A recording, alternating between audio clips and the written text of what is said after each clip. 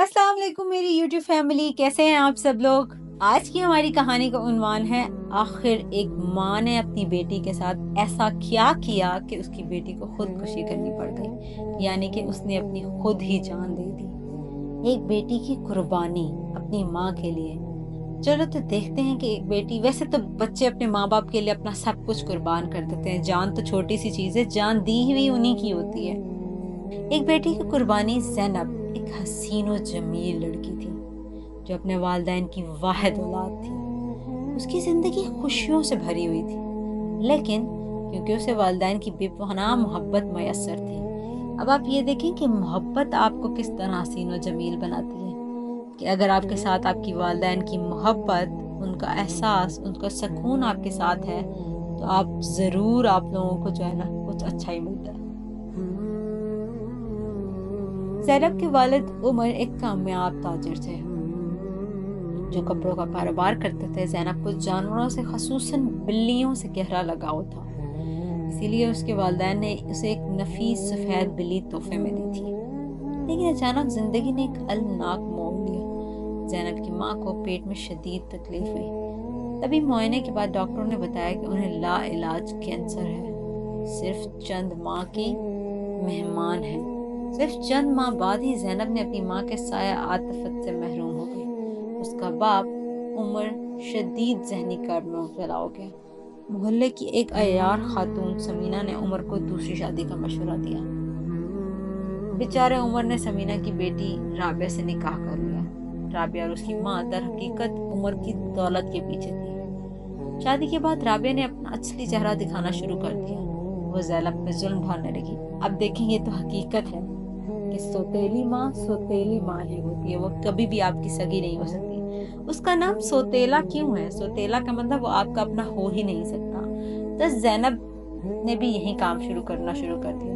वो जो ज़ैनब पे उन्होंने जुल्म ढाना शुरू कर दिया। राबिया ने उसके घर के तमाम काम करवाती, मगर मुनासिब खुराक तक ना देती। एक दिन राबिया ने ज़ैनब की प्यारी बिल्ली को चोरी से किसी कसाई के पास छोड़ दिया। जब उमर को इस बात का इल्म हुआ तो उन्होंने बिल्ली को वापस ले लिया। इस वाक़ये के बाद राबिया का जुल्म और बढ़ गया। उसने ज़ैनब को स्कूल जाने से भी रोक दिया। मुख्तसर अरसे बाद उमर को दिल का दौरा पड़ गया। वो भी इस दुनिया से रुखसत हो गया। अब राबिया मुकम्मल तौर पर घर की मालिक बन चुकी थी। उसने ज़ैनब पर मज़ालिम की इंतहा कर दी। उसे दिन भर एक वक्त का खाना दिया जाता। ज़ैनब की सेहत तेजी से गिरने लगी, मगर वो राबिया के आगे झुकने को तैयार ना थी। एक दिन राबिया ने ज़ैनब को एक गैर अखलाकी पेशा अख्तियार करने पर मजबूर किया, मगर ज़ैनब ने डट कर इनकार कर दिया। इस पर राबिया ने उसे खाना देना भी बंद कर दिया। ज़ैनब शदीद कमजोरी का शिकार हो गई।